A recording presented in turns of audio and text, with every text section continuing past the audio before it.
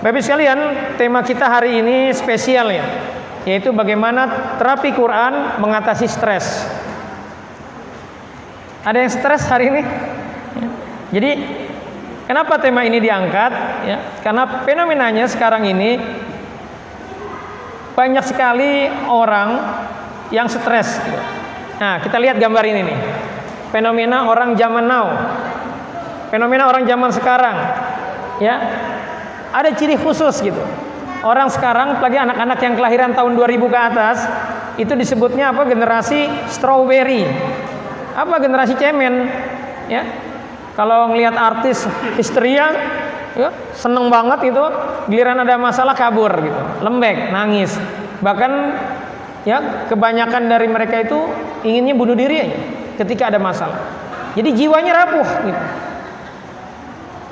Ini fenomena orang ya zaman sekarang. Kita lihat ini ya, deretan foto artis yang takdir Allah mereka matinya bunuh diri.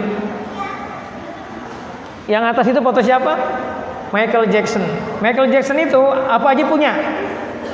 Ya, kalau kita kan pengen tamasya pergi ke kebun binatang, pergi ke dunia fantasi. Michael Jackson kebun binatangnya ada di rumahnya gitu.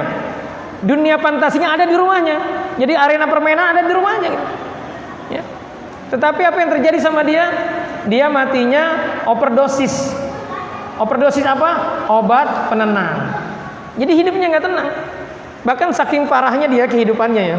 Ini kan kita kan sebagian orang, apalagi remaja zaman sekarang pengen seperti Michael Jackson, terkenal, ya, banyak uangnya, dikagumin orang, kan seperti itu gitu.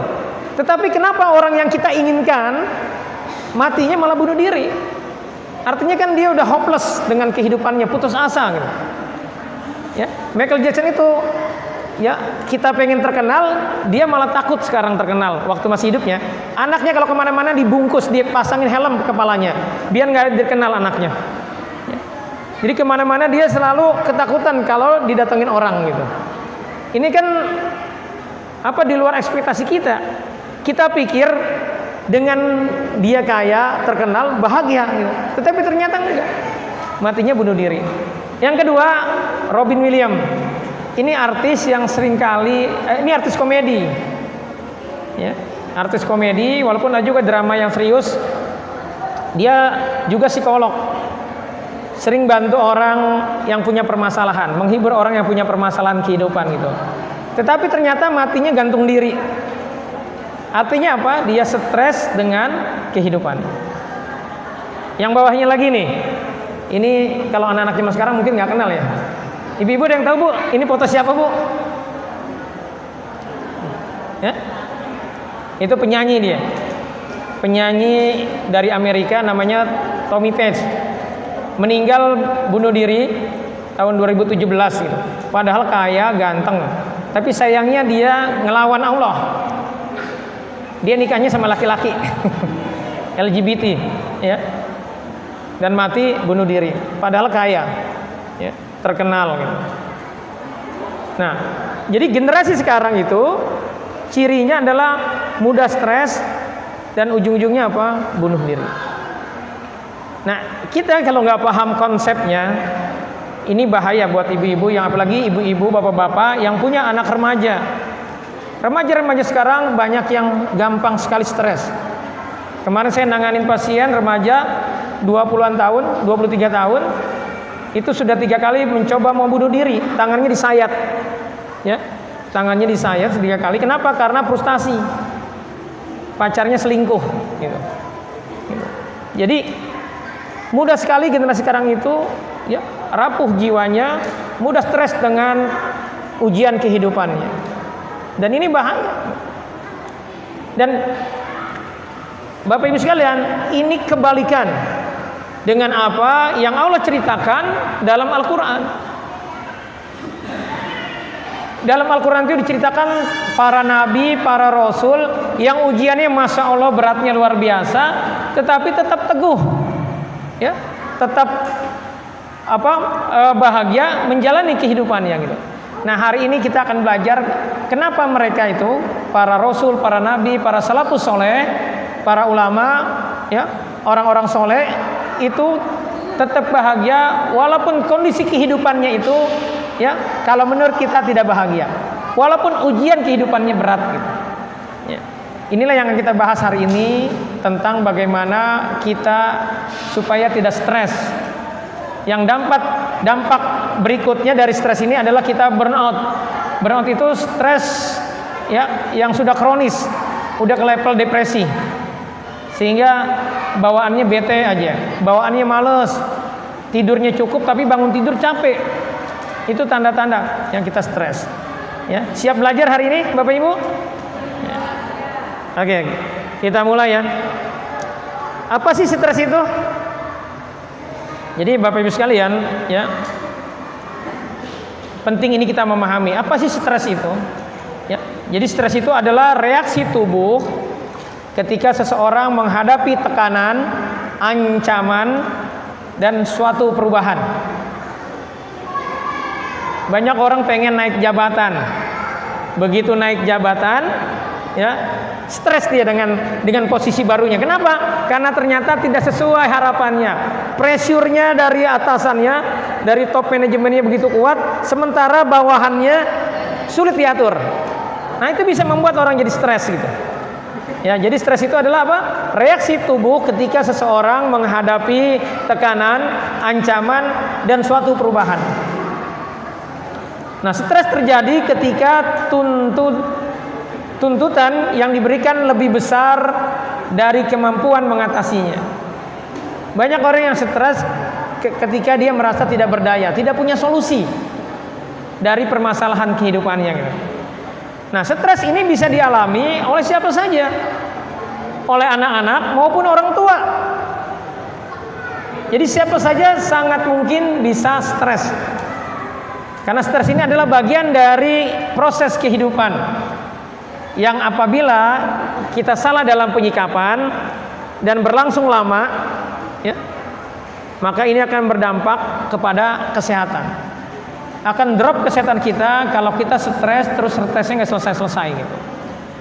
Nah, beberapa bulan lalu saya pernah jelaskan dampak stres bagi kesehatan. Ini Bapak Ibu. Jadi faktor penyebab seseorang itu sakit sebenarnya bukan karena kurang gizi, bukan karena kurang makan, tetapi dominannya karena faktor psikis, faktor pikirannya. Nah, kita lihat ini penelitian profesor dari Jepang. Jepang itu negara yang paling tinggi tingkat bunuh dirinya. Ya, sekarang ini Korea mungkin lebih tinggi karena Korea banyak sekali ya orang-orang yang bunuh diri. Bahkan artis-artis terkenal Korea itu banyak yang bunuh diri. Ini kita lihat. Ya, saya tidak jelaskan detail karena sudah pernah saya jelaskan detail ini. Ya, jadi penelitiannya, kenapa orang sakit mah? Jadi sakit mah itu bukan hanya karena kesalahan pola makan, tapi justru didominasi oleh karena apa? Stres dia. Jadi kalau ada orang stres, itu asam lambungnya meningkat. Asam lambung yang meningkat itu akhirnya mengiritasi lambungnya.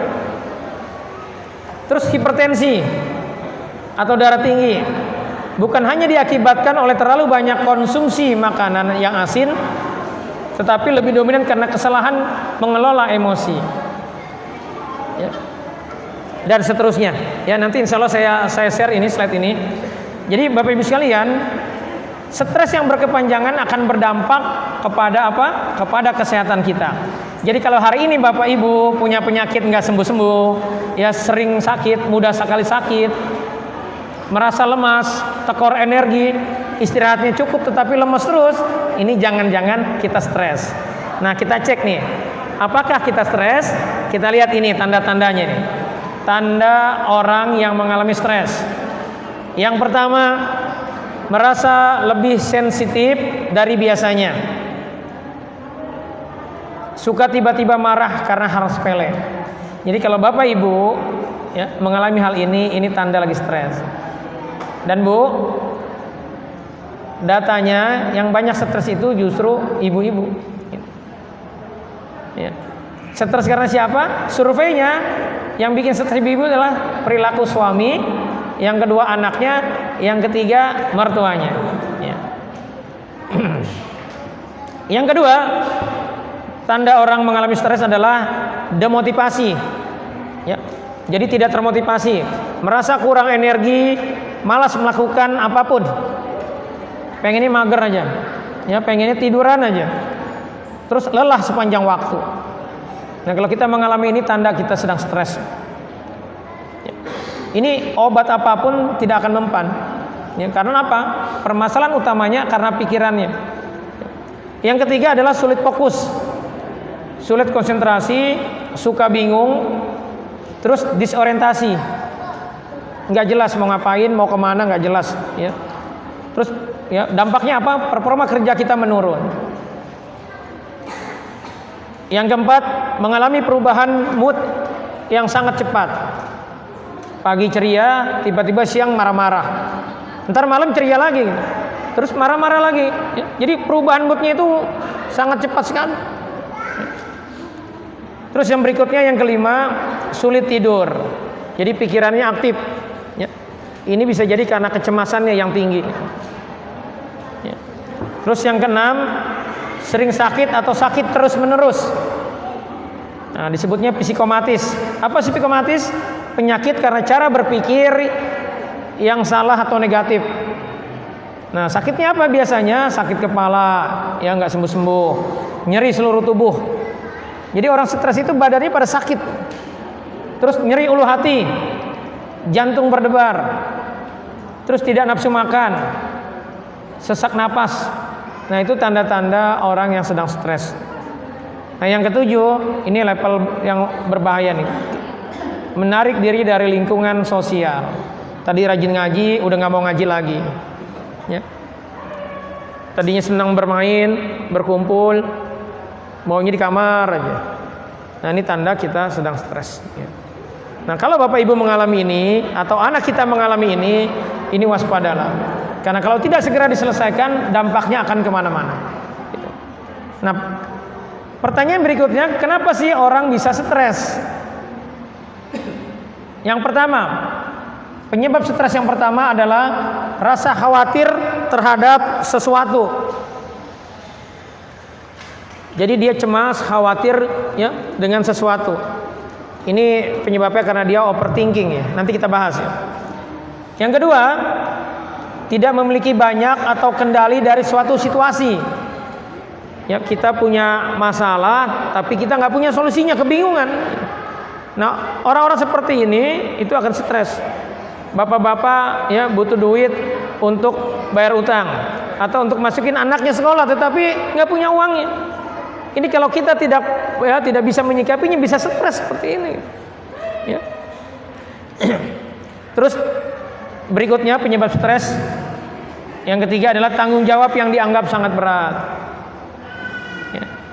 Anak kita masuk ke sekolah, ternyata di sekolahnya itu banyak tugas-tugas. Ya. Ini bisa jadi stres anak kita. Ya. Kenapa? Karena menganggap dirinya nggak mampu. Nah, di sinilah pentingnya peran bapak-bapak untuk menguatkan. Terus tidak memiliki pekerjaan atau aktivitas. Nah, banyak orang ya setelah dia pensiun akhirnya kena post power syndrome, mengalami stres. Kenapa? Karena tidak punya kerjaan. Ya, merasa tidak berharga dirinya. Bu, ya, corona kemarin itu kan banyak yang kena PHK. Itu banyak yang ketika si suami kena PHK itu stres dia. Merasa nggak berharga, merasa nggak bisa bertanggung jawab buat keluarganya. Nah, banyak keluarga yang akhirnya bahkan sampai cerai. Banyak yang berantem. Kenapa? Karena sang istri tidak memahami bahwa bagi laki-laki, Bu, ketika dia tidak punya penghasilan, tidak bisa memberikan kontribusi buat keluarganya, itu menjadi suatu beban bagi dia. Istrinya cerewet, ya udah makin jadi. Nah, ciri berikutnya, ya penyebab berikutnya kenapa seseorang bisa stres adalah karena perubahan dalam hidup atau masa-masa yang tidak menentu. Anak kita tadinya SD, masuk SMP-nya pesantren. Ini kalau tidak dikuatkan, bisa stres anak kita. Ujung-ujungnya begitu liburan nggak mau balik lagi gitu. Ya. Atau kita pindah rumah. Ya. Jadi ini kalau nanti anak kita dari SMP ke SMA, dari SMA kuliah, dari SD ke SMP, ibu-ibu, bapak-bapak, penting bagi kita memberikan penguatan sebelumnya. Karena sangat potensi anak sekarang itu mudah stres. Ya. Ini bisa dipahami ya. Jadi orang stres itu karena faktor apa? Faktor-faktor ini. Ya. Nah, Bapak Ibu sekalian, ya, kita itu akan terus mengalami ujian. Kenapa? Karena kata Allah, setiap kita akan mengalami 5 jenis ujian. Ini yang harus dipahami nih. Jadi hari ini kita bahagia, besok bisa jadi kita sedih gitu. Kenapa? Karena kehidupan itu ternyata sama Allah disetting seperti itu. Di surat Al-Baqarah ayat 155 Allah katakan, ya, ada 5 jenis ujian kehidupan yang pasti kita rasakan, siapapun kita. Ya. Kata Allah, ya, Bismillahirrahmanirrahim, wala nabluwannakum bisay'im minal khaufi wal ju' wa naqsi minal amwali wal anfusi was samarat wa basyiris sabirin. Kata Allah, dan kami pasti akan menguji kamu dengan sedikit. Pertama, ketakutan. Kedua, kelaparan. Ketiga, kekurangan harta. Terus kekurangan jiwa dan kekurangan buah-buahan. Ya, kekurangan makan. Dan sampaikanlah kabar gembira kepada orang-orang yang sabar. Jadi Bapak Ibu sekalian, siapapun kita pasti akan mengalami ujian ini. Ya. Bisa jadi nggak semuanya, salah satunya. Ketika kemarin tahun 2020 Corona, apa rasa yang diuji Allah ke kita? Rasa takut. Terus ada keluarga kita yang meninggal, yang sakit, isolasi mandiri, ya, sampai 2 pekan. Itu kan ada kecemasan, ketakutan. Nah, itulah ujian yang akan terus kita rasakan sampai kita mati. Dan ujian ini akan terus ada sampai hari kiamat. Dan di surat Al-Balad Allah katakan juga, laqad khalaqnal insana fi kabad. Sungguh manusia itu akan diciptakan Allah akan terus ngalamin kesulitan. Dari mulai lahir aja, ya, kita dari mulai lahir aja sudah mengalami kesakitan. Ya. Kita digunting tali pusarnya. Terus saat giginya tumbuh, kita juga sakit. Jadi hidup ini Bapak Ibu sekalian pasti akan mengalami ujian. Kita pasti akan mengalami kesulitan. Dan itu disetting sama Allah sampai kita mati, kita akan bertemu dengan yang namanya 5 jenis ujian ini. Jadi kalau kita mindset berpikirnya bahwa ingin hidupnya enak-enak, ya, moto anak sekarang itu kan muda poya-poya, tua kaya raya, mati masuk surga. Itu mimpi, nggak ada. Hidup itu akan diuji terus. Makanya yang Allah inginkan adalah allazi khalaqal mauta wal hayata liyabluwakum ayyukum ahsanu amala. Kita akan diuji bisarri wal khair, ya, dengan keburukan dan kebaikan, dan kita diminta sama Allah apa? Ahsanu amala, bersikap terbaik. Nah, bersikap baiknya seperti apa, ini akan kita bahas, ya, di kesempatan kajian kali ini. Nah, pertanyaan berikutnya, ya, Bapak Ibu sekalian, kenapa kita bisa stres? Gitu. Padahal, ya, para rasul, para anbiya, orang salafus soleh, para sahabat rasul yang ujiannya jauh lebih berat dari kita itu, ya, nggak stres dengan ujiannya. Nah, ini penting kita pahami. Gitu. Jadi apa sih faktor utama yang menyebabkan orang stres? Ini sebenarnya yang menyebabkan orang stres, faktor yang paling dominan adalah karena ada yang keliru, ada yang salah dalam diri kita. Jadi penyebab masalah kehidupan, kenapa seseorang stres itu dia punya dosa sama Allah. Ada yang salah dalam kehidupannya. Hidupnya tidak sesuai yang Allah mau. Mindset anak-anak sekarang, Bapak Ibu, ini penting diwaspadai, ya, adalah bagaimana dia bisa terkenal, kaya raya, banyak followernya. Ini kan mirip-mirip kayak yang tadi bunuh diri kan? Kayak Michael Jackson, Robin Williams, Tommy Pace. Itu kan orang-orang yang memenuhi kriteria itu. Kaya raya, terkenal, banyak penggemarnya gitu. Tetapi matinya bunuh diri. Ini terjadi kenapa? Karena tidak melakukan ini. Ya. Karena dia tidak taat kepada Allah dan dia berbuat dosa. Jadi Bapak Ibu sekalian, Allah sudah ancam di surat Toha ayat 124. Wa man a'rada an dzikri, barang siapa yang berpaling dari peringatanku, disuruh taat nggak mau taat, disuruh sholat nggak mau sholat, disuruh sabar nggak mau sabar, disuruh jangan marah nggak mau, pengennya marah-marah aja, kesenggol dikit langsung wah, ya, reaksinya luar biasa. Maka kata Allah, siap-siap aja hidupnya akan sempit. Ini ancaman Allah dan pasti terjadi. Kalau kita bikin dosa, berpaling dari peringatan Allah, maka hidup kita akan bermasalah. Jadi orang akan terus bermasalah, sempit hatinya. Jadi Bapak Ibu sekalian, 5 ujian tadi itu pasti datang ke diri kita. Hanya saja kita sempit hatinya atau tidak. Kan kita pengennya kayak para Rasul, ya, seperti para sahabat, ujiannya berat tetapi tetap bahagia gitu. Bahkan ada yang keren, namanya Abdurrahman bin Auf. Takdir Allah kaya, gara-gara dia mendengar penjelasan dari Rasulullah bahwa Abdurrahman bin Auf ini nanti masuk surganya merangkak, nangis dia. Kenapa nangis? Karena dia nggak mau begitu, masuk surganya pengennya seperti yang lain, lancar. Maka dia berniat bagaimana caranya dia jadi miskin. Karena kata Rasulullah, dia masuk surganya merangkak karena auditnya lama, audit terhadap hartanya gitu. Jadi kalau hari ini Bapak Ibu kaya, ya siap-siap aja nanti ngantri di auditnya lama gitu. Nah kalau Bapak Ibu biasa-biasa aja, bahkan kalau tanggal tua sering pusing malahnya, nah itu ciri-ciri penghuni surga. Masuk surganya bakal cepet gitu. Kenapa? Karena gampang auditnya dikit gitu kan. Nah Abdurrahman bin Auf ini duitnya banyak, hartanya banyak, sehingga dia pingin miskin supaya masuk surganya cepat. Caranya gimana? Dia beli, ya, saat itu kebetulan di Madinah panen kurmanya gagal, kurmanya busuk, dijual nggak laku. Maka dia berniat supaya miskin, udah saya beli aja kurma orang Madinah. Jadi satu kota Madinah kurmanya dibeli, maka hari itu dia miskin.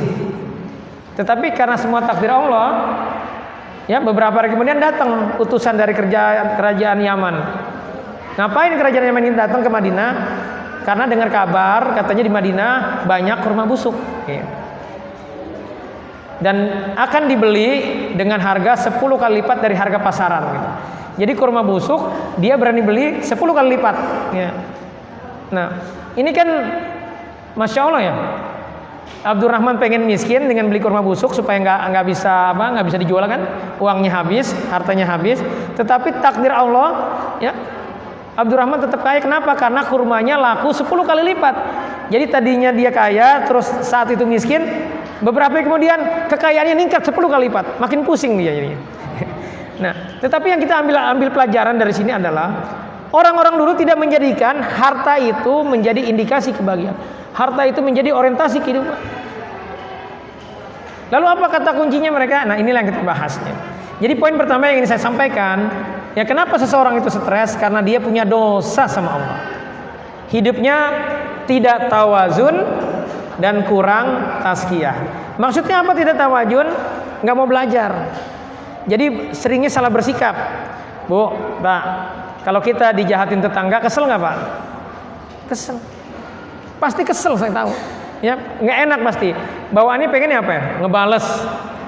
Tetapi kalau anjuran Islam gimana? Disuruh apa? Disuruh bersabar, suruh maafin. Kita tegas kalau dia memang merugikan harta kita, ya kita minta. Karena nggak boleh dalam Islam itu kita ngambil harta orang. Kalau harta kita diambil juga kita harus tegas gitu. Tetapi yang nggak boleh adalah kita menyimpan dendam. Apalagi kalau orangnya sudah minta maaf. Seringkali kita sama tetangga nggak teguran bertahun-tahun, padahal sebenarnya masalah yang sepele. Kenapa? Ya, karena kita belum paham bahwa memaafkan itu pahalanya besar.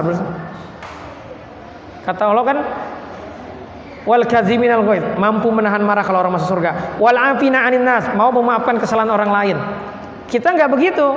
Itu namanya tidak tawazun. Tidak mengikuti apa yang Allah sudah tetapkan. Kita lebih memilih untuk dendam, maka siap-siap aja hidup kita jadi masalah. Bu, ini kebanyakan memang saya lihat di ibu-ibu. Ibu-ibu itu paling pinter nyimpen memori, ya. Suaminya salah 13 tahun yang lalu masih disimpan. Dampaknya apa Bu kalau nyimpen kekecewaan? Ibu nggak maksimal ngelayanin suami. Akhirnya jadi dosa nggak Bu? Dosa. Setan itu berperan di sini, menjaga agar memori kesalahan suami, kesalahan tetangga itu terjaga rapi di dalam hati kita. Supaya apa? Supaya dia bisa terus, ya, untuk mengaduk-aduk perasaan kita. Ini kan bahaya. Nah, itu disebut tidak tawazun. Terus yang kedua, karena kurang tazkiyah. Apa maksudnya kurang tazkiyah? Kurang tazkiyah itu kita tidak mengistighfari dosa-dosa kita, tidak mengevaluasi perilaku kita mana yang menyebabkan bikin dosa, menyebabkan orang lain jadi sakit hati, mana dari akhlak kita yang kurang baik, mana dari kebiasaan kita yang itu sesungguhnya lagwi. Kita tidak mengevaluasi itu, tidak mengistighfari, dan Allah sudah mengancam bahwa orang yang punya dosa itu akan sempit hatinya. Dosa itu terus menumpuk, tidak kita istighfari, maka udah hidup kita seperti lingkaran setan, masalah terus. Bapak Ibu, kalau hari ini Bapak Ibu ya sudah ada tanda-tanda di dalam tubuhnya ada yang numpang hidup dari golongan jin, ya kan kata Rasulullah, inna syaitana yajri min ibni adam majram. Setan itu bisa ngalir dalam pembuluh darah kita. Kita punya ciri-cirinya. Ujian dari Allah, qadarullah, leluhur kita dulunya jawara, ya bahkan mohon maaf bisa jadi dukun, ya. Maka leluhur yang seperti itu akan menurunkan jin-jinnya kepada keturunannya. Apalagi kalau kita dulu pernah dengar kakek kita punya khodamnya macan, ya jin macan maksudnya. Itu nggak usah minta Bapak Ibu, kita punya jin itu, nggak usah minta, kita akan turun tanpa proses apapun. Kenapa? Karena perjanjian itu, apalagi kalau perjanjiannya besar ya, kakek kita jawara sakti, maka sangat mungkin perjanjian itu akan minta imbalan besar. Imbalannya apa? Sukma kita, nafs kita akan diambil. Dampaknya apa bagi kita Bu? Keturunannya, dampaknya kita akan mudah dalam keburukan, mudah emosi, mudah sakit, mudah baperan. Nah kalau udah seperti itu, masalah sedikit aja akan jadi besar. Jadi penting bagi kita melakukan tazkiyah. Apa tazkiyah? Dibersihin jiwanya dari belenggu setan. Gitu. Bisa dipahami yang ini ya? Jadi ini penyebab utama kenapa seseorang itu bermasalah kehidupannya. Ya. Jadi kenapa seorang stres? Karena kita pasti diuji sama Allah. Yang kedua karena kita bermasalah dengan Allah, ya kurang takwa. Nah yang ketiga ini, karakter dasar manusia sendiri kata Allah itu suka ngeluh. Innal insana khuliqa halu'a. Sungguh manusia itu diciptakan punya sifat dasar itu suka ngeluh, suka berkeluh kesah. Idza massahu sarru jazua. Apabila ditimpa kesusahan dia berkeluh kesah ngeluh. Wa idza massahul khairu manu'a. Kalau dikasih kebaikan, dikasih kelebihan dia kikir, pelit, hitung-hitungan. Ini sifat dasar kita. Kita dengan sifat dasar ini sangat potensi jadi stres ketika Allah uji. Jadi hidup kita kira-kira aman nggak Bapak Ibu? Nggak aman. Ya. Di luar tubuh kita ada setan, di dalam tubuh kita punya sifat ngeluh, cemas, ya. Dan kata Allah kita pasti diuji. Jadi hidup itu nggak aman. Ya. Apalagi nih Bapak Ibu, kalau kita punya 3 emosi negatif ini. Ini dipahami nih. 3 emosi negatif ini penyebab seseorang mudah stres. Apa yang pertama? Yang pertama mudah kecewa. Jadi kalau Bapak Ibu ya hujan turun aja langsung bilang ya hujan, ngeluh, itu tanda Bapak Ibu mudah kecewa. Orang yang mudah kecewa itu akan mudah marah. Ibu-ibu ngelihat suami naruh anduk sembarangan, ya naruh anduk di kursi, di sofa, ya. Kalau ibu tipenya mudah kecewa, begitu aja bisa jadi marah tuh. Bisa jadi berantem besar. Padahal kan sepele, tinggal diberesin, ditaruh di tempatnya. Ibu dapat pahala nggak Bu kira-kira Bu? Ya, tinggal bilang aja yang jangan di situ, sini. Ya, tinggal ngomong begitu. Tetapi kalau kita tipenya mudah kecewa, hal begitu aja jadi kecewa. Begitu juga Bapak. Ya, istrinya suruh bikin kopi, kopinya nggak selera, kelupaan naruh gula. Ya. Kalau kita tipe mudah kecewa, begitu aja jadi marah. Gitu. Nah orang yang dia mudah kecewa akan mudah marah. Nah orang yang pemarah itu sebenarnya Bapak Ibu sekalian, itu terjadi kenapa? Karena dia punya rasa ujub dan sombong. Bapak Ibu nasihatin orang yang pemarah itu dengan sabar, nggak kena. Ya, beresin dulu rasa ujubnya. Bapak Ibu pengen ngerubah ya diri nggak pemarah, rasa ujubnya nggak dimatiin, nggak dihilangkan, nggak bakal bisa. Orang ujub itu apa sih? Merasa lebih baik dari orang lain. Kemarin saya nanganin kasus seorang ibu kelebihannya banyak. Dia bikin usaha sukses maju gitu. Tetapi 3 hari atau 4 hari sebelumnya dia telepon istri saya nangis-nangis. Dia merasa kayaknya saya ada yang salah nih gitu. Merasa dia suka emosi, suka marah gitu. Suaminya juga udah bilang katanya saya pemarah. Anak-anak juga bilang gitu. Dan seringkali dia bermasalah dengan orang lain. Nah kalau kita udah seringkali bermasalah dengan orang lain, kita patut evaluasi. Jangan-jangan ada diri kita yang masalah. Nah itu qadarullah karena dia orang soleha ibu ini, ya akhirnya Allah kasih dia hidayah sehingga dia akhirnya mau diterapi. Nah ketika dia datang, ya, saya hanya bilang hilangkan aja rasa ujubnya. Ujub apa gitu? Nah, coba saya pengen tahu kehidupannya dari kecil. Oh iya, dia dari SD sampai SMA itu ranking 1 terus. Waktu SMA NEM dia terbaik 1 angkatan itu. Nih hati-hati Bapak Ibu ya, kalau Bapak Ibu punya banyak kelebihan. Ya, ibu-ibu penghasilannya lebih besar dari suami. Bapak orang paling kaya di kompleknya, itu hati-hati. Sangat mungkin ada rasa ujub, merasa lebih baik. Orang yang sudah ada rasa ujub, itu nggak boleh dia nggak sesuai dengan keinginannya, nggak boleh. Pasti gampang marah, gampang kecewa. Nah, jadi kalau kita disebut sama keluarga, sama suami, sama istri, sama anak mudah marah atau pemarah, maka evaluasi, jangan-jangan ada rasa ujub di diri kita, merasa lebih baik. Orang yang merasa lebih baik akan mudah kecewa, dan orang yang mudah kecewa akan mudah stres. Karena orang ujub itu merasa segala sesuatu itu bisa disetting, bisa diatur dengan kemampuan dirinya. Kalimat ini bisa dipahami? Ya, orang ujub itu mindset berpikirnya bahwa dirinya hebat, bahwa dirinya kuasa untuk menyelesaikan semua masalah. Gitu. Sehingga ketika ada sesuatu tidak sesuai dengan keinginannya, ya tujuannya, hasil tidak sesuai, maka dia akan mudah marah. Kenapa? Karena dia kecewa. Bapak-bapak, kalau ujiannya ternyata bapak dulu pinter akademis, jago matematika, akademisnya bagus, ranking 1 terus, punya anak takdir Allah bukan tipe itu bapak akan mudah marah tuh. Gimana sih gitu aja nggak bisa. Ya bahkan bisa jadi keluar kalimat-kalimat, bapak tuh dulu begini. Nah itu hati-hati, itu bahaya. Karena setiap orang itu punya passionnya masing-masing, punya talenta masing-masing dari Allah. Gitu. Nabi Musa pernah mendeklar bahwa dia adalah orang paling tahu banyak ilmunya. Gitu. Maka datanglah ujian Allah, disuruh belajar ke siapa? Ke Nabi Khidir. Pelajaran Nabi Musa belajar ke Nabi Khidir adalah bahwa di atas langit pasti ada langit.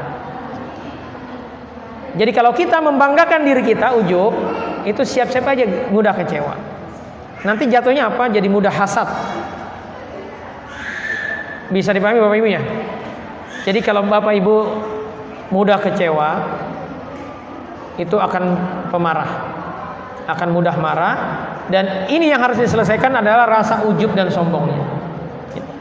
Nah, emosi yang kedua, penyebab kenapa kita nanti bisa punya potensi stres adalah karena sedih. Sedih itu fitrah. Tapi kalau sudah bertahun-tahun masih sedih, maka ini tidak wajar. Ini ada permainan setan yang mengaduk-aduk perasaan Bapak Ibu untuk tetap sedih. Sedih itu yang berlarut-larut dilarang sama Allah. Kata Allah di surat Ali Imran ayat 139, wala tahinu, jangan merasa hina, jangan minder hidup itu kata Allah. Wala tahzanu, jangan sedih kata Allah. Jadi sedih itu dilarang sama Allah. Antumul a'launa in kuntum mu'minin. Engkau itu orang yang tinggi derajatnya, orang yang keren kata Allah kalau yakin kepada Allah. Ya nanti kita akan bahas bahwa ternyata permasalahan kenapa kita mudah kecewa, ujub, ya, sedih, ya, terus cemas, itu terjadi kenapa? Karena kita nggak atau kurang yakin kepada Allah. Ya nanti tepat. Yang saya mau sampaikan adalah bahwa sedih itu ya adalah permainan setan. Dia bisa mengendalikan Bapak Ibu kalau Bapak Ibu menyimpan kesedihan. Contoh, ibu tadi yang saya bilang itu punya masalah, ya. Jadi dikenal mudah marah. Ya. Ini khususnya kebanyakan ibu-ibu. Pak, kalau istri kita galak sama anak kita, Pak, itu dia lagi stres. Jangan-jangan stresnya karena kita. Gitu. Nah, orang-orang yang menyimpan kesedihan itu sangat mungkin juga dia jadi gampang stres, dia jadi pemarah. Ya. Nah, ibu tadi itu, saya tanya ibu menyimpan kesedihan nggak? Karena saya sudah tahu kaitannya pasti kalau orang ujub akan mudah stres, mudah kecewa, dan menyimpan kesedihan. Nah, saya tanya iya. Apa? Jadi waktu SMA karena dia lulusan terbaik, ya, NEM-nya paling tinggi di satu angkatan itu di SMA-nya, harusnya dia yang dapat beasiswa. Tapi ternyata sama pembina sekolahnya, pembina OSIS-nya dia bilang, itu bukan dia tetapi sama orang yang rankingnya nomor 4. Jadi di bawah dia. Wah, itu kecewa sekali dia. Padahal saya berharap saya ini anak yatim, Ustaz, katanya. Saya berharap saya yang dapat. Karena uang itu saya butuhkan. Ya, ternyata takdir Allah nggak dapat. Ya, itu kecewa. Jadi sampai dia sekarang ya sudah punya anak, anak-anaknya sudah dewasa, masih saja dia menyimpan itu. Dan kenapa saya bilang dia menyimpan kesedihan? Karena saat cerita dia nangis. Ibu-ibu, bapak-bapak, penting nih. Karena di bapak-bapak juga ada kasusnya. Saya punya pasien katanya sudah 5 kali diruqyah nggak bereaksi. Padahal kata suaminya, kata istrinya, bapak ini pemarah. Nah, begitu dibedah, ya, kami gali, ternyata bapak ini menyimpan kesedihan. Apa kesedihannya? Waktu dia usia 40-an. Waktu SMP dia tinggal di rumah pamannya, di rumah Pak D-nya. Di rumah Pak D-nya dia dijadikan pembantu katanya. Dia sedih, kecewa. Padahal saya adalah ponakannya, kenapa saya dijadikan pembantu? Kenapa saya tahu dia menyimpan kesedihan? Karena ceritanya nangis. Ini kan orang pemarah, cerita kasus itu, kasus dia jadi pembantu waktu SMP, dia bisa nangis, artinya dia simpen gitu. Jadi penting bagi Bapak Ibu, ya, itu membuang rasa itu, menghilangkan, merilis. Caranya gimana? Akhirnya saya bilang sama ibu itu, sama bapak itu, ya udah Pak, maafin Pak D-nya. Ya Bu, maafin si pembina OSIS-nya. Toh ini juga sudah lama berlalu. Toh sekarang ibu kan hartanya banyak, bapak juga hartanya banyak. Sekarang sehat, masih hidup, punya keluarga, punya anak gitu. Udah, minta sama Allah, ya Allah, saya maafkan mereka dan jadikan ini sebagai asbab penggugur dosa saya. Jadi Bapak Ibu, ya, hati-hati ya ketika kita menyimpan kesedihan. Ini penting bagi Bapak Ibu, Pak. Tanya ya sama istrinya, Pak, nyimpan kesedihan enggak? Jadi kata kuncinya gini, kalau istri kita, Pak, pemarah, jangan-jangan dia menyimpan kesedihan. Ibu juga gitu ya. Kalau suami kita pemarah, jangan-jangan menyimpan kesedihan. Atau anak kita tadinya bager, baik, kok sekarang jadi marah, gampang marah sama adiknya. Ini evaluasi, kamu kenapa? Tanya, digali terus, digali sampai dapet kata kuncinya. Saya pernah ada kasus seorang ibu, ya, itu ditanya, Bu, menyimpan kesedihan enggak? Langsung nangis dia. Kenapa dia nangis? Dia sedih karena waktu lahir anak kelima, ya, dia punya anak lebih dari 5. Waktu anak kelima, suaminya bilang gini, kok hamil lagi sih? Itu menyakitkan buat dia. Itu kejadiannya sudah 30 tahun yang lebih. Dia masih simpen, ya, dia masih menyimpan kesedihan itu. Kenapa saya bilang masih menyimpan? Karena ceritanya bisa nangis. Bisa dipahami Bapak Ibu ya? Ini Bapak Ibu mau menghilangkan stres, tetapi ini tidak dipahami bahwa kalau kita menyimpan kesedihan itu, maka kita akan tegang itu. Jiwanya tegang. Jadi masalah sedikit aja bisa jadi besar gitu. Bisa jadi stres. Ya. Bisa dipahami Bapak Ibu? Ya. Oke. Nah, yang ketiga, emosi negatifnya adalah takut, khawatir, atau cemas. Dan inilah yang menyebabkan stres. Jadi orang-orang yang stres itu karena kecemasannya tinggi. Nah, pertanyaan berikutnya adalah kenapa kita cemas? Yang pertama nih, kenapa seseorang itu cemas, khawatir? Apa yang biasanya Bapak Ibu yang dicemaskan? Masa depan. Sudah tua, punya anak masih kecil, gimana nanti kalau saya mati gitu. Itu kan Pak kebanyakan, ya. Atau ibu-ibu cemas, takut suaminya buka cabang. Ya, itu juga bisa jadi. Pokoknya terkait takdir ke depan itu kalau kita nggak paham sangat mungkin bisa menjadi kecemasan. Nah, kenapa kita cemas? Yang pertama karena belum memahami aturan kehidupan, khususnya tentang takdir dan ujian. Bapak Ibu, ya. Kalau kita ya ingin hidup itu tenang, maka pahamilah ini, bahwa dalam hidup itu ada aturan kehidupan. Apa saja yang harus dipahami terkait takdir? Maksudnya gimana sih terkait takdir? Memahami takdir itu adalah bahwa hidup itu sudah Allah tetapkan takdirnya, tidak kebetulan. Jadi ini sekali lagi dipahami Bapak Ibu, ini akidahnya. Hidup itu tidak kebetulan. Banyak orang berpikir ketika dia mencapai kesuksesan harta itu hasil jerih payahnya. Contohnya siapa? Contohnya Korun. Korun itu minta waktu masih miskin minta didoain sama Nabi Musa. Didoain sama Nabi Musa supaya kaya, dan takdir Allah doanya dikabulin, kaya dia. Tapi ketika Nabi Musa minta zakat, ya, untuk dia berzakat, bersedekah, nah, Korun bilang gimana? Innama utituhu ala ilmi indi. Aku tuh bisa kaya ini karena aku tuh jago bisnis, punya ilmu bisnis. Nyombong Korun, maka sama Allah dijungkir balikin. Kita kalau hidup seperti itu namanya kita belum paham takdir. Bahwa apapun yang kita capai itu semuanya dari Allah, bukan karena kehebatan kita. Nah, orang yang nggak paham takdir itu ya akan cenderung tadi ada rasa ujub, ya, ada rasa sombong. Contoh iblis. Iblis itu kan dia pertama ujub dulu, lalu takabur. Jadi ujub itu Bapak Ibu di dalam hati merasa lebih baik. Itu udah jatuh ujub tuh, ada bangga diri. Kalau terucap seperti iblis, anna khairu minhu. Aku lebih baik daripada Adam. Karena aku diciptakan dari apa? Khalaqtani min nar, aku diciptakan dari api. Wa khalaqtahu min tin, dia dari tanah. Jadi iblis merasa kalau dari api itu lebih keren dibanding dari tanah. Iblis nggak tahu Pak, bahwa harga tanah sekarang naik terus. Harga api kan nggak naik-naik kan?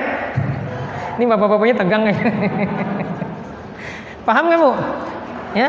Jadi kalau kita merasa lebih baik, ya, nggak paham takdir, ya, bahwa hidup itu sudah Allah setting, tidak kebetulan, itu akan bawaannya apa? Bawaannya jadinya merasa hebat gitu. Kalau takdirnya enak. Terus kalau takdirnya buruk, sedih. Dan Allah sudah sinyalir di surat di surat Al-Hadid ayat 22 dan 23, ma asaba min musibatin fil ardi wala fi anfusikum. Semua musibah yang terjadi di muka bumi ini, gempa bumi, banjir bandang, tsunami, ya, gunung meletus, kata Allah itu sudah tertulis di dalam kitab di Lauh Mahfuz. Jadi nggak kebetulan Bapak Ibu. Bisa dipahami nih ya. Lalu kata Allah, yang terjadi sama dirimu juga begitu, sudah ditentukan. Jadi kalau ibu akan mengalami ujian apapun, bapak akan mengalami takdir apapun, itu sudah tertulis Pak. Dan bagi Allah mudah mewujudkannya. Inna fi dzalika Allahi yasir. Lalu dilanjutkan di ayat 23-nya kata Allah, likaila tasau ala ma fatakum. Allah ceritakan tadi di ayat 22 bahwa itu tidak kebetulan, kata Allah, supaya kamu jangan bersedih hati, kata Allah, terhadap sesuatu yang luput.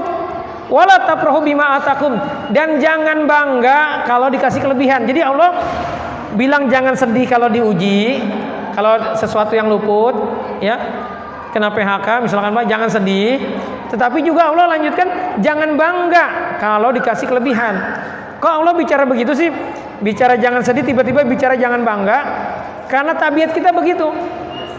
Kita merasa kalau dapat kesusahan itu kayaknya hidup itu sial gitu. Begitu kan kita berpikirnya Pak. Terus kalau dikasih kelebihan kita merasa itu hasil kerja keras saya. Saya itu bisa hebat begini karena saya melakukan bla bla bla bla bla gitu. Itu nggak boleh. Ya, ada rasa bangga diri. Allah nggak mau. Makanya ayatnya dilanjutin. Wallahu bima ta'malu. Wallahu likaila tasawla ma fatakum wala tafrahu bima atakum. wallahu la yuhibbul muhtalin fakhur. Allah tidak suka kepada orang yang sombong lagi membanggakan diri. Bisa dipahami Bapak Ibu ya. Jadi kalau hari ini Bapak Ibu dapat ujian, jangan sedih. Kenapa? Karena itu bisa jadi kebaikan juga buat kita.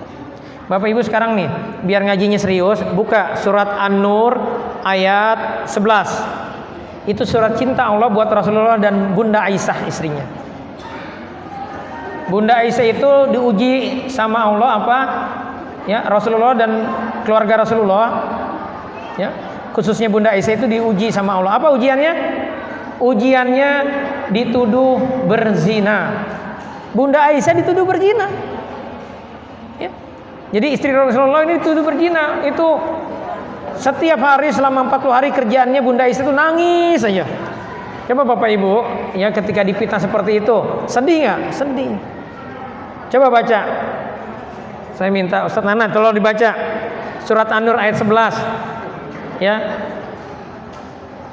Atau yang pegang mushaf dibaca surat An-Nur ayat 11. Surat An-Nur ayat 11. Itu surat cinta Rasulullah Allah buat Rasulullah dan Bunda Aisyah yang merasa sedih dengan ujian kena fitnah.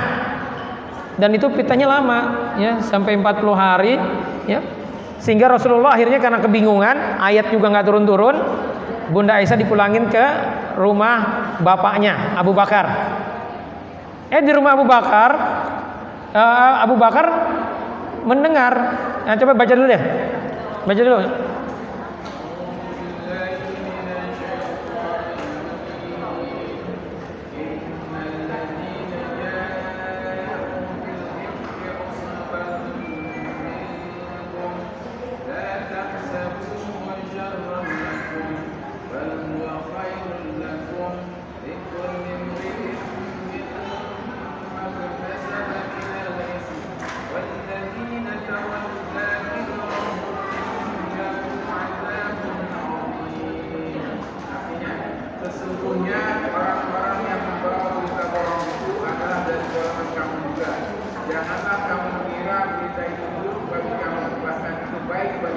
Setiap orang dari mereka akan mendapatkan balasan dari dosa yang diperbuatnya.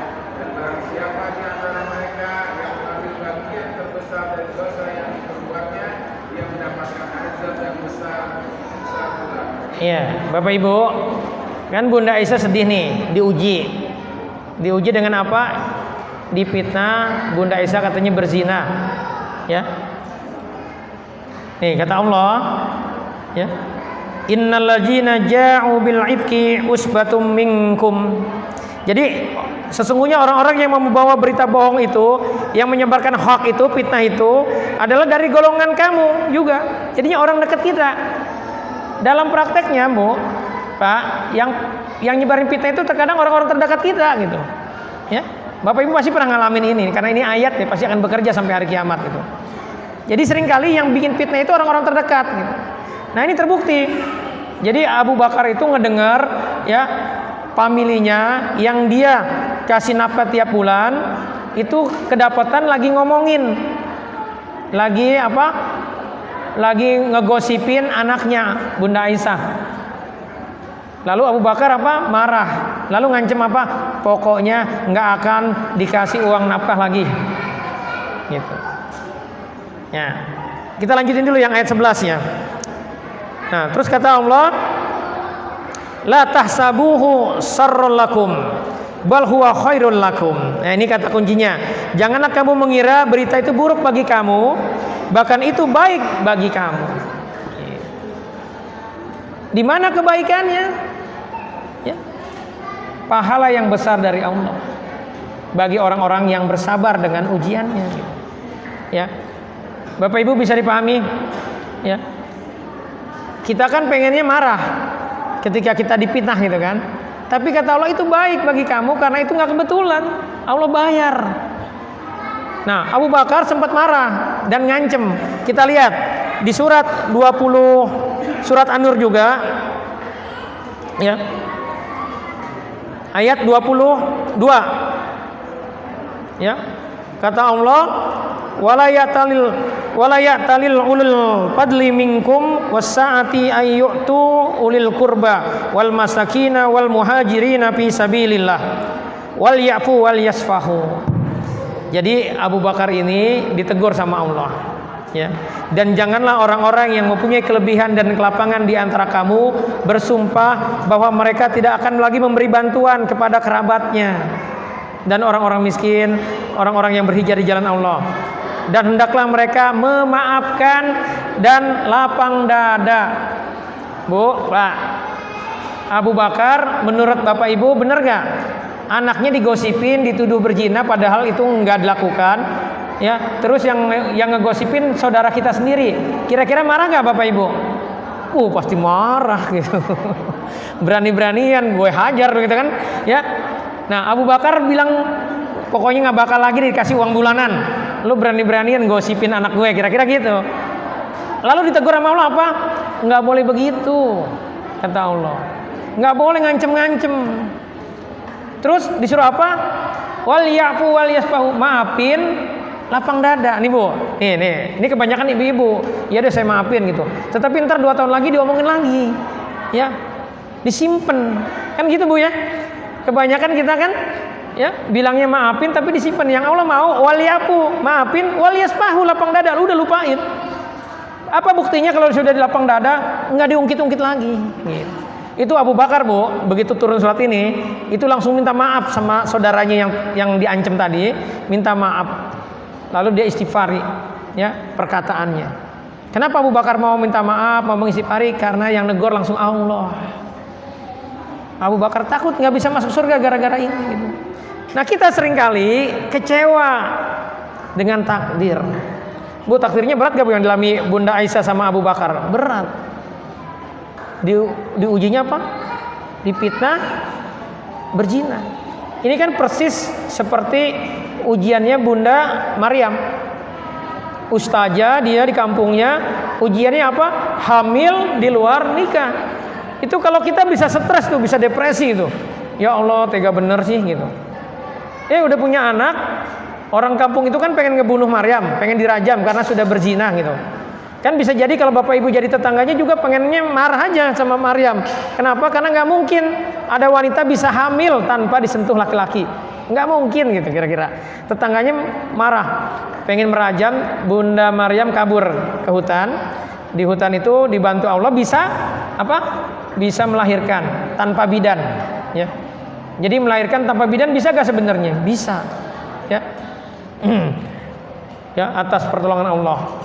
Terus sudah lahir anaknya, sudah rapi sama Allah, diperintahkan kemana? Suruh balik ke kampungnya. Bu, kalau ibu jadi Maryam, ya, orang kampung ibu pengen ngebunuh ibu, terus ibu disuruh balik ke kampungnya, kira-kira mau nggak Bu?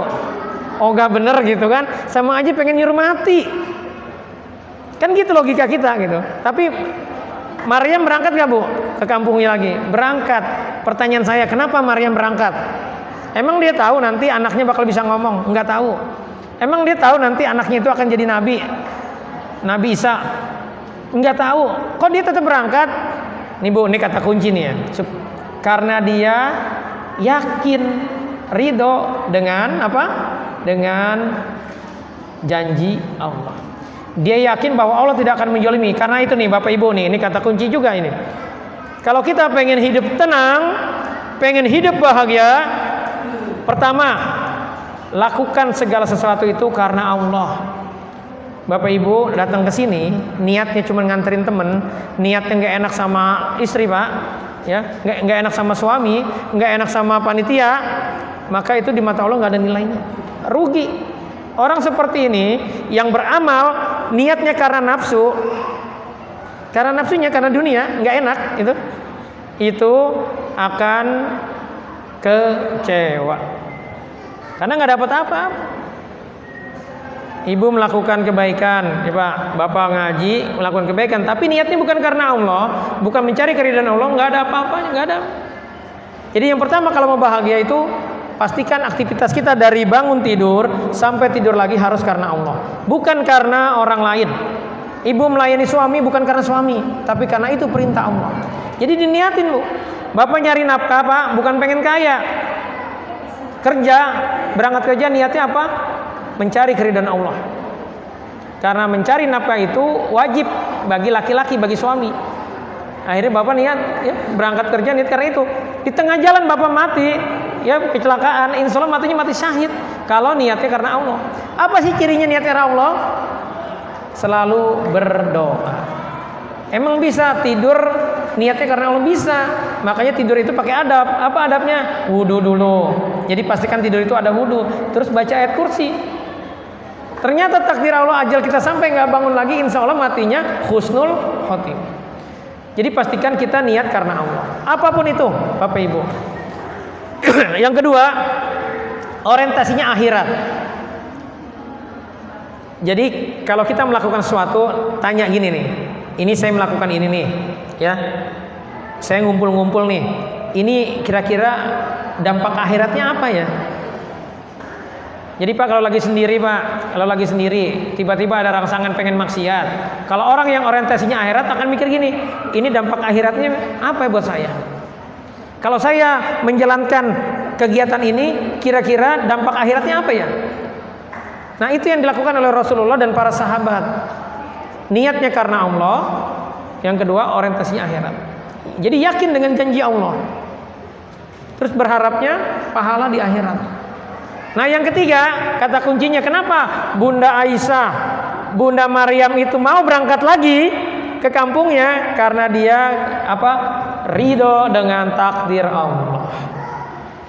Kenapa Bunda Aisyah, Bunda Maryam, terus ada lagi namanya Nabi Ayub. Nabi Ayub ujiannya apa, Bu? Nah, sakitnya nggak sembuh-sembuh.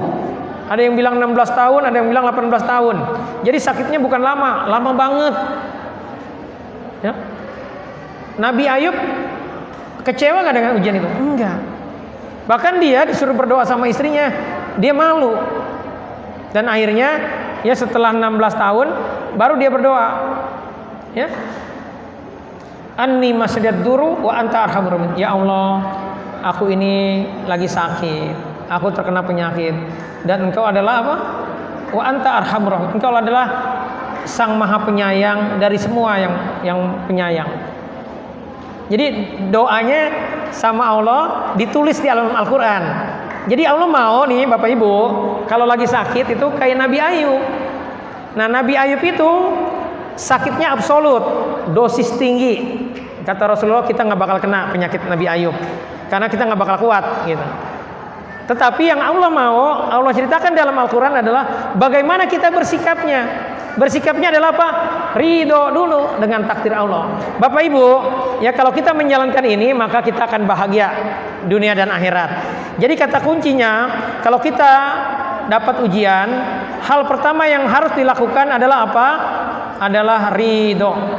Bapak Ibu nggak bisa mengajarkan orang lagi dengan ujian sabar. Kalau dia belum ridho nggak bakalan dia bisa sabar. Jadi kata kunci permasalahan kita saat ini, kenapa kita goncang? Kenapa akhirnya seseorang itu bunuh diri? Karena dia belum ridho dengan takdir Allah. Ridho apa sih ridho? Menerima dengan lapang dada. Semua takdir itu dia terima. Karena yang Allah mau Bapak Ibu, ya. Kita itu kalau diuji sama Allah, tadi kan di surat apa? Al-Baqarah 155 saya bilang apa? Walan nabluwannakum bisaim minal khauf wal ju' wa naqsim minal amal wa anqus samarat. Kita itu akan diuji dengan 5 ujian, apa?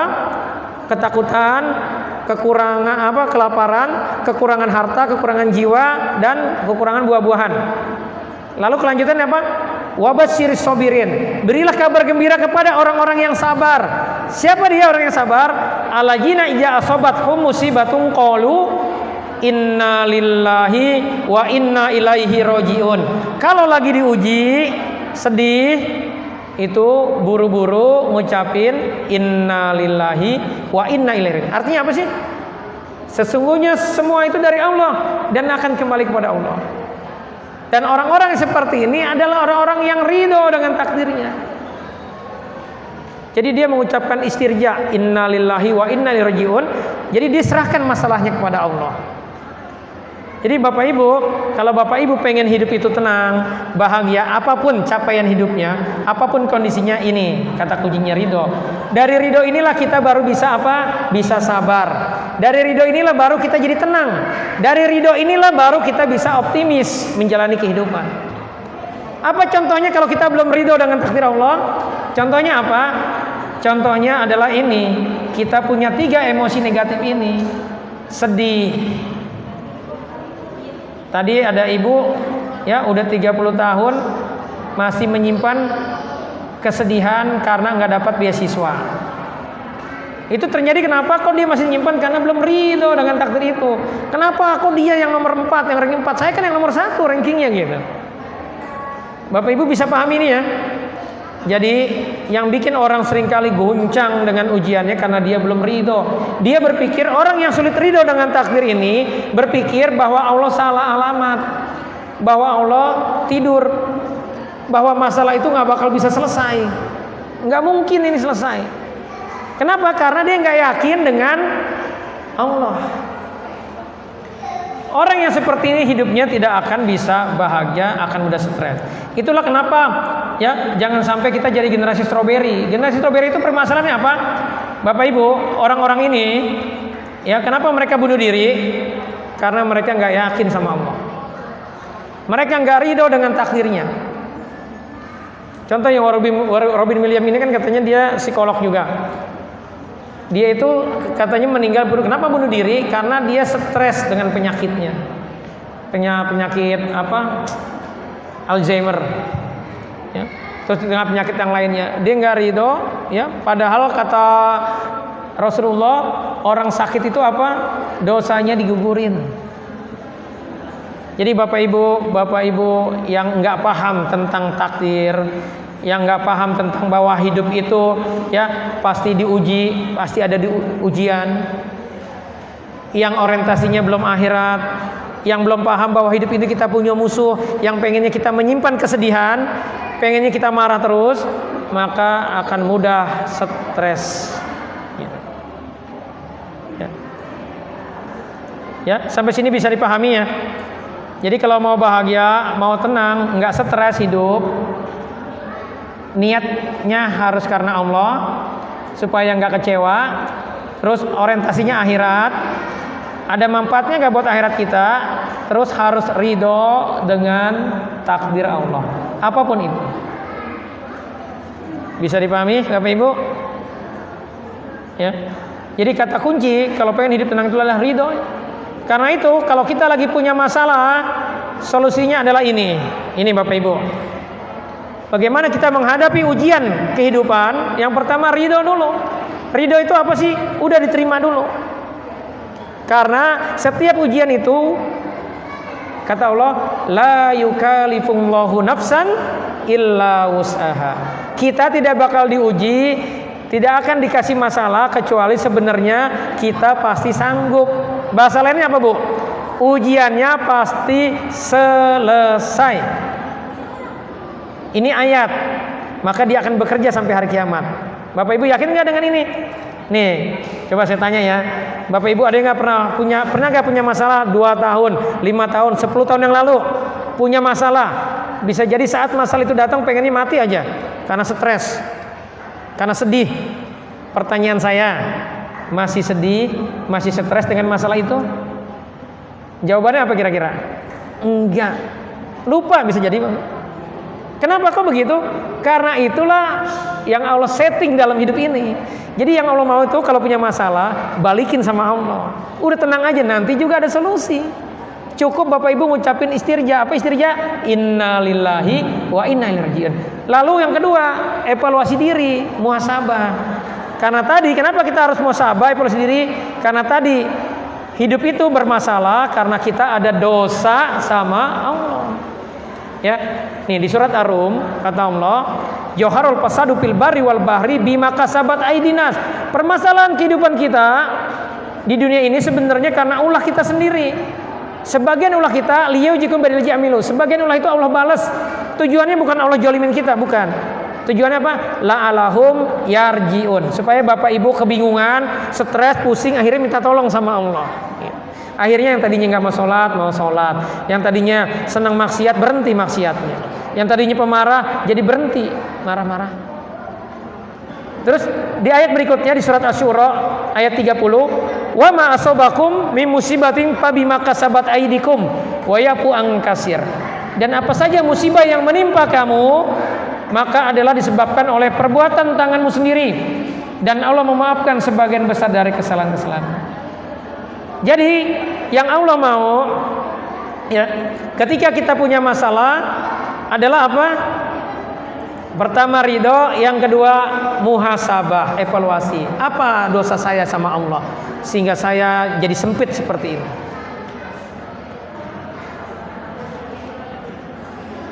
Bisa dipahami Bapak Ibu? Yang ketiga, bagaimana kita menghadapi ujian adalah ikhtiar cari solusi. Nah, dalam cari solusi ini ada syaratnya dua. Jangan syirik sama Allah, jangan pakai barang haram, jangan maksiat sama Allah. Kita seringkali ya, karena pengen buru-buru sembuh, akhirnya pergi ke dukun. Syirik sama Allah.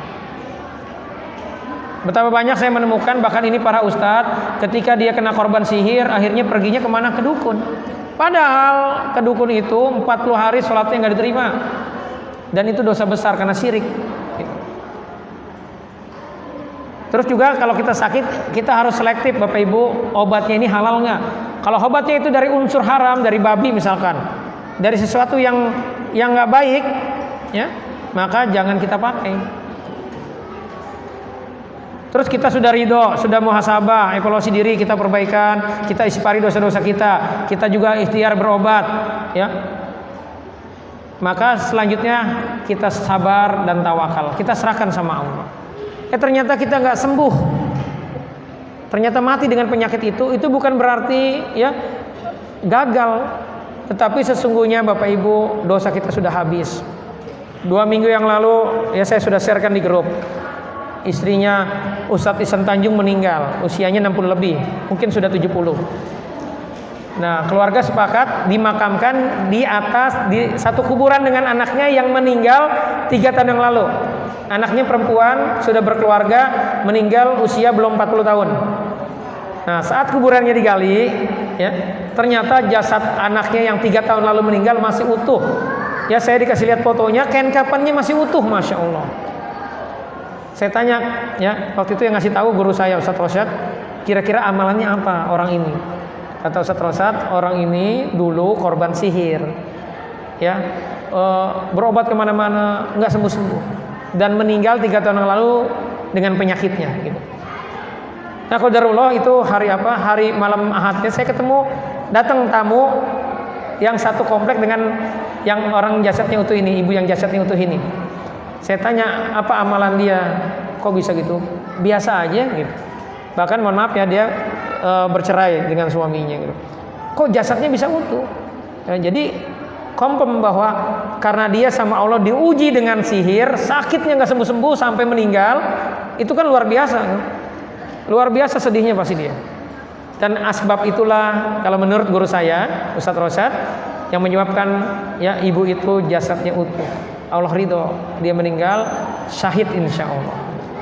Jadi Bu, yang saya mau sampaikan adalah, kalaupun Bapak Ibu diuji sedih ya hari ini, terus Bapak Ibu ridho, dikembalikan semuanya kepada Allah, minta sama Allah balasan, maka hadiahnya itu Masya Allah, hadiahnya luar biasa. Kata Rasulullah ada 3 amalan yang kalau ya kita lakukan maka pahalanya itu besar benar, tidak bisa ditimbang dengan timbangannya Allah.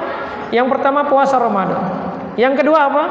Yang kedua adalah ridho dengan takdir, apapun itu takdir. Yang ketiga mau memaafkan kezoliman orang lain, nggak dendam. Jadi kalau kita melakukan itu balasannya Masya Allah luar biasa. Jadi kalau hari ini Bapak Ibu mengalami itu tanda-tanda Bapak Ibu akan husnul khotimah, akan menjadi penghuni surga Masya Allah. Dan kata Rasulullah ya, di surga nanti yang duluan masuk setelah para rasul adalah orang-orang ahlul musibah, yang di dunianya banyak musibahnya, banyak ujiannya. Dan mereka akhirnya kaget begitu masuk surga. Ya Allah, kenapa pahala saya banyak besar sekali? ya surganya tinggi. Itu karena ujianmu saat waktu masih hidup. Ahlul afiyah yang hidupnya enak tapi masuk surga juga, itu ngiri, ya Allah kalau gitu bikin saya hidup lagi, bikin susah kayak dia. Jadi nantang karena lihat apa? Pahalanya besar dari. Jadi Bapak Ibu, hidup ini sudah disetting sama Allah. Kita hanya diminta apa? Taat, ya, bertakwa kepada Allah, ridho dengan takdir Allah, semua amalnya karena Allah. Insya Allah, apapun kondisi Bapak Ibu hari ini, nggak masalah, nggak masalah, karena pasti ada solusinya dan Allah akan bayar semua kesusahan kita, kesedihan kita, kecapean kita menjalani itu akan Allah bayar. Nah, disinilah kita waspada. Ada setan yang akan terus bermain. Jadi ibu-ibu, bapak-bapak yang takdir Allah jin nasabnya besar, itu susah untuk paham ini. Karena itu dalam terapi Quran, solusi mengatasi masalah itu bukan cuma dinasihatin. Ini kan Bapak Ibu lagi dinasihatin nih. Saya yakin kalau Bapak Ibu tadi benar-benar nyimak dapat inspirasi. Tetapi ternyata kalau kita jinnya gede, polutannya besar, belenggu jinnya kuat itu Bu, seminggu juga error lagi. Marah lagi. Enak bener dia gitu. Masa kita suruh maafin? Itu kenapa? Karena setan di tubuh kita itu bisik-bisikin. Inilah kalau kita mau ya memperbaiki diri, memperbaiki anak kita, memperbaiki saudara-saudara kita, keluarga kita Pak, bukan cuma dinasihatin tetapi setannya dikeluarin. Ini yang dinamakan tazkiyah. Dan terapi Quran itu ya menyangkut dua aspek. Aspek tawazun dinasihatin kayak gini Bapak Ibu, dan aspek tazkiyah. Terakhir, ini solusinya nih, supaya hidup itu nggak stres. Ya, supaya hidup nggak stres, lakukanlah ini. Yang pertama apa? Pastikan ya, yang kita lakukan itu karena Allah, ikhlas. Dan yang kedua, ridho dengan takdir Allah. Terus kalau kita ingin hidupnya nggak stres, selalulah ya senantiasa kita berbuat kebaikan. Berbuat kebaikan itu nggak harus pakai uang, ya. Bantuin orang, ya kita punya waktu kita bantu, kita punya tenaga kita bantu orang lain, kita aktif dalam pengajian, dakwah, mengajak orang lain, ya termasuk tadi kata Ustadz Nana, share berita kajian ini aja. Kalau Bapak Ibu niatnya karena Allah, lalu ada orang yang ikut dan dia tercerahkan, akhirnya jadi lebih dekat kepada Allah, itu jariahnya Masya Allah luar biasa. Jadi kalau kita mau bahagia, sering-seringlah melakukan kebaikan. Lalu kalau kita pengen jiwanya kuat, nggak stres, nggak gampang mudi, ya perbanyaklah qiyamul lail. Qiyamul lail itu, ya itu menguatkan jiwa kita. Hidup itu penuh masalah. Kita pasti diuji. Terus kata Allah, laqad khalaqnal insana fi kabad. Kita itu diciptakan sama Allah, hidupnya pasti akan banyak susahnya. Akan susah terus. Ya. Jadi memang hidup itu begitu. Jadi kalau di benak kita mindsetnya hidupnya pengennya Senin sampai Jumat kerja, Sabtu Minggu jalan-jalan ke mall, akhir tahun Desember ini jalan-jalan ke luar negeri, piknik, itu aja di mindset, itu kasihan deh. Itu gampang stres pasti orang itu. Tapi dia tiap tahun jalan-jalan, itu kelihatannya aja Bapak Ibu. Demi Allah itu kelihatannya aja. Kalau Bapak Ibu jadi dia pasti akan stres. Ya, karena kita nggak tahu, jangan-jangan dia gesek kartu kredit, ngutang dulu ya untuk jalan-jalan. Ataupun kalau dia nggak ngutang, dia bisa jalan-jalan terus, update status, tetapi dia tidak paham ini, ya udah. Hidup itu pasti diuji sama Allah, kita itu pasti akan mengalami kesusahan. Jadi belum tentu bahagia seperti yang kita lihat di sosmed gitu. Ya. Jadi lakukanlah ini. Terus perbanyaklah taubat, perbanyak istighfar. Terus senang berbagi sedekah. Nah ini kalau ini harus pakai mal, pakai harta ya. Terus zikrullah. Zikrullah itu ulama sepakat sholat, baca Quran dan berzikir. Jadi pastikan Bapak Ibu rutin berzikir di pagi hari dan di petang hari. Ya. Terus senantiasa berdoa. Jadi yang Allah mau kalau kita punya masalah, minta solusinya sama Allah. Jadi masalahnya serahin balik ke Allah, lalu ya Allah tolong kasih solusinya. Setelah itu baru kita bersabar, ya bertawakal. Tawakal itu apa sih? Ikhtiarnya maksimal dulu, lalu menyerahkan hasilnya kepada Allah. Nah yang terakhir, kalau kita pengen tidak gampang stres adalah senang berkumpul dengan orang soleh. Ngaji kayak begini nih, ngumpul-ngumpul begini, itu kebutuhan kita Bapak Ibu. kita itu makhluk sosial. Jadi kalau Bapak Ibu lebih banyak sendirian, ya aktivitasnya itu sangat potensi akan mudah stres, mudah baperan. Tapi kalau kita senang ngumpul seperti ini, ya Masya Allah, ya itu akan membuat kita bahagia. Ya. Tapi mungkin ini, ya nanti akan saya share ini slide-nya. Ya di sini ada amalan penenang hati, ada doa-doanya. Ya, ini ada satu doa yang mari sama-sama kita baca Bapak Ibu. Ini doa perlindungan dari 4 perkara. Ya. Bagaimana kita nggak mudah baper, nggak mudah stres. Ya, ayo sama-sama kita baca, kita bermunajat kepada Allah. Bismillahirrahmanirrahim.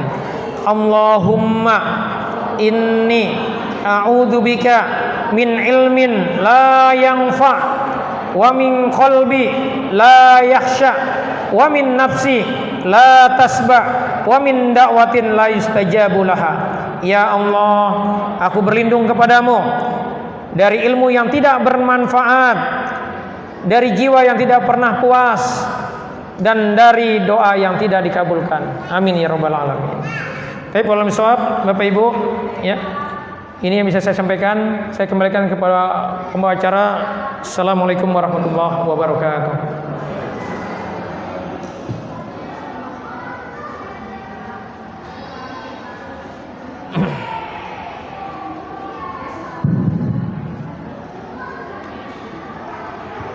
Ya, alhamdulillah materi telah disampaikan. Mudah-mudahan paham semua ya. Paham nggak Bu? Kalau nggak paham, rekamannya ada Bu di YouTube. Tenang aja, sekarang mau apa ya? Nggak apa, udah ingat ada YouTube, ada rekamannya, tinggal buka. Jadi mudah-mudahan tadi sudah disampaikan, hidup ini jangan stres Bu. Jadi nikmatin aja di rumah. Jadi banyak orang itu susah sekali, padahal hidup juga senang. Kita ini yang senang jangan cari masalah Bu. Jadi alhamdulillah Quran ini membawa kesejukan. Mudah-mudahan di majlis terapi Quran ini bisa memberikan dampak yang positif bagi kita, kesejukan jiwa, ketenangan jiwa, dan bisa bahagia di dunia akhirat dan bisa menghantarkan kita kepada surga. Nah sebelum kita praktek terapi Quran, mungkin dikasih kesempatan saja. Iya, ya. Dari laki-lakinya dibanyak satu, perempuannya satu, silakan yang ikhwannya dulu. Ini. Langsung aja sudah. Ya ikhwannya dulu ya.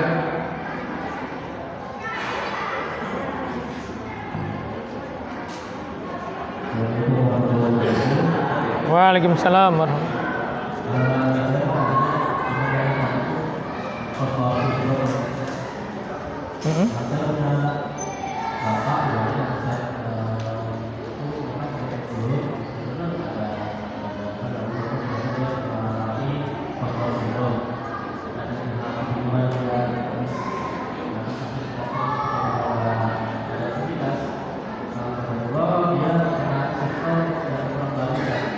Kenapa? Oh. Dari situ sudah kita Surabaya itu dalam sebulan ya, sampai habis, sampai habis, saya karena itu semuanya diharapkan di sana semua.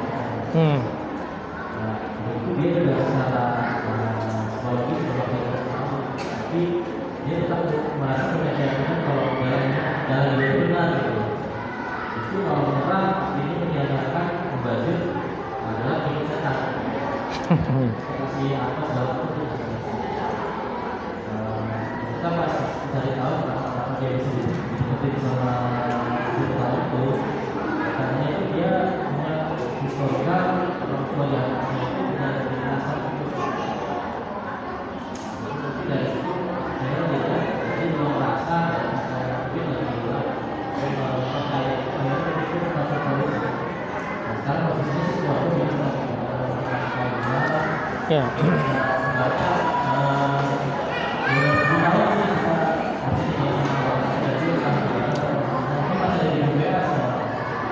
Gimana?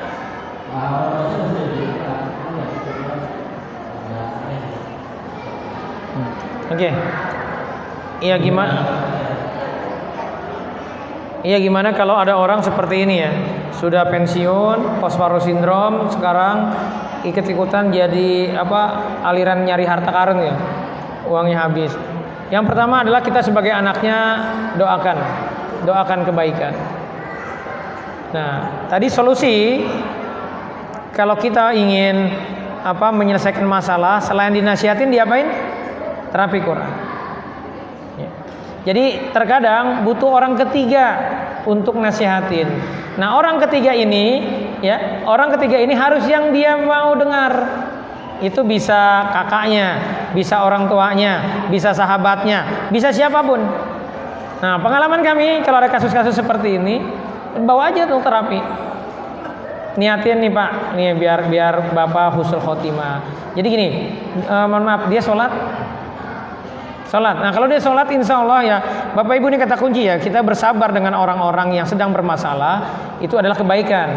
Kalau dia sholat, insya Allah mudah untuk disentuh.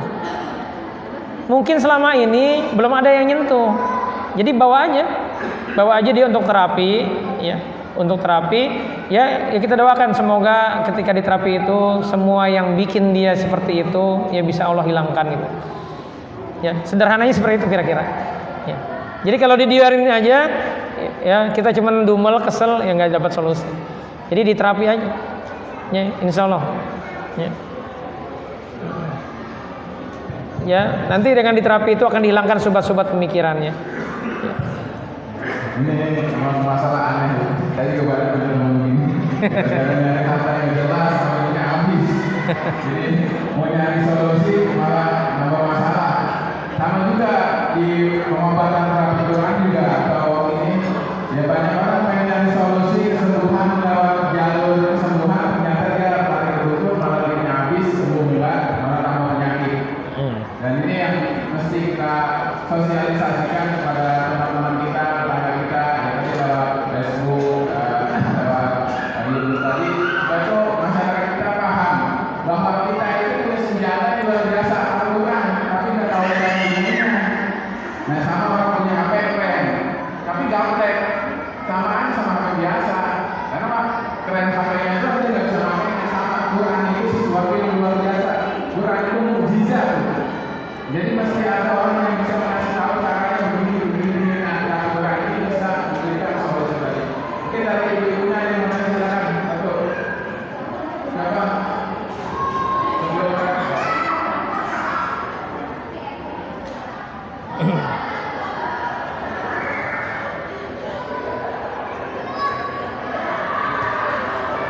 Assalamualaikum warahmatullahi wabarakatuh. Waalaikumsalam warahmatullahi wabarakatuh. Ustaz, bagaimana kita sebagai anak ketika mendapati orang tua kita masih bersatu dengan saudara, belum ada ikatan rasa sayang seperti itu, belum ada.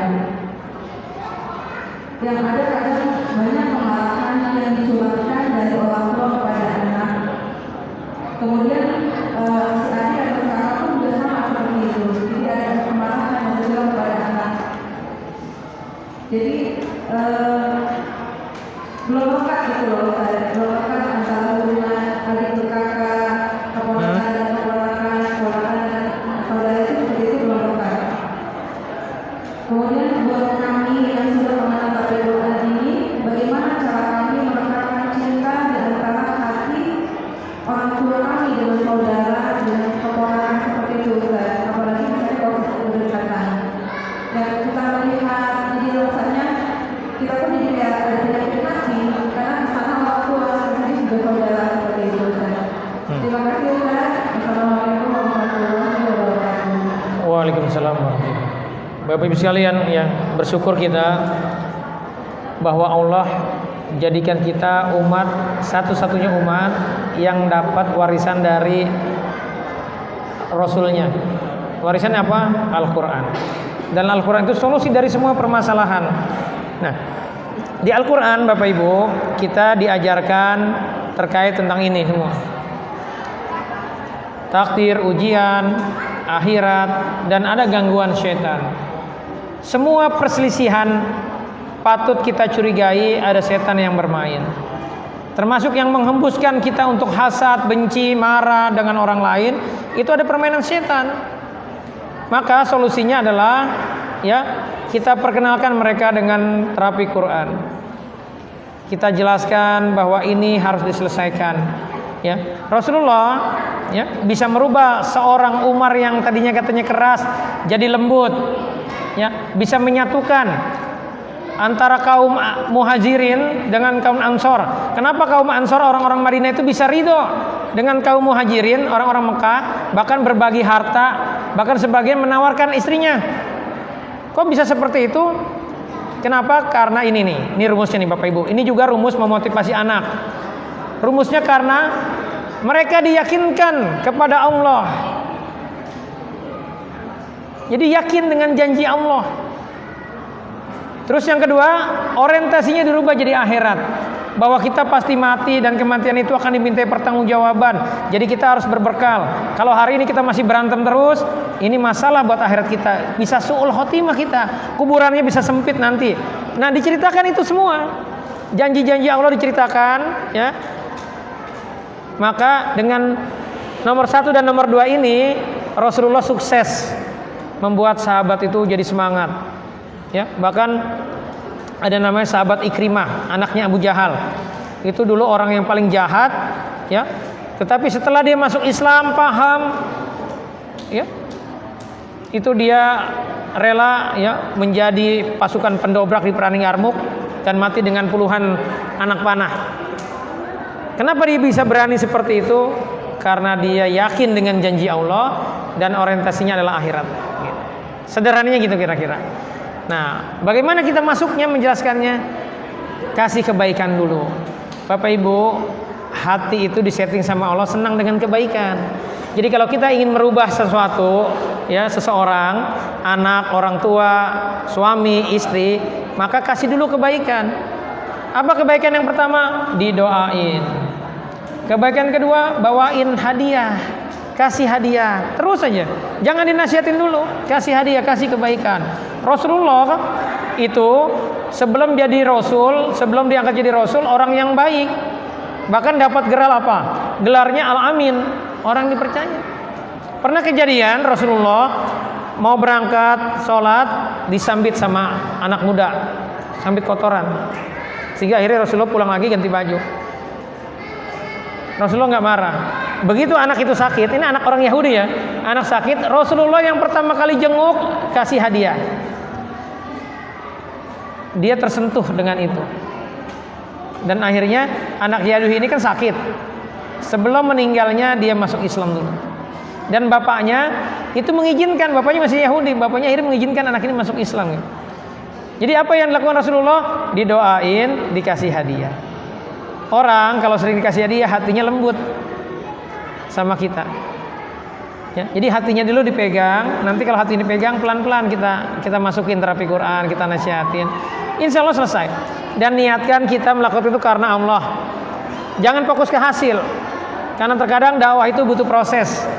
Ya, jadi kita sabar. Ya. Jadi niatkan ini ingin ngasih kebaikan. Saya berharap Bapak Ibu yang hadir di sini peduli dengan lingkungannya, ya, dengan keluarganya, dengan orang tuanya, dengan anaknya, dengan tetangganya.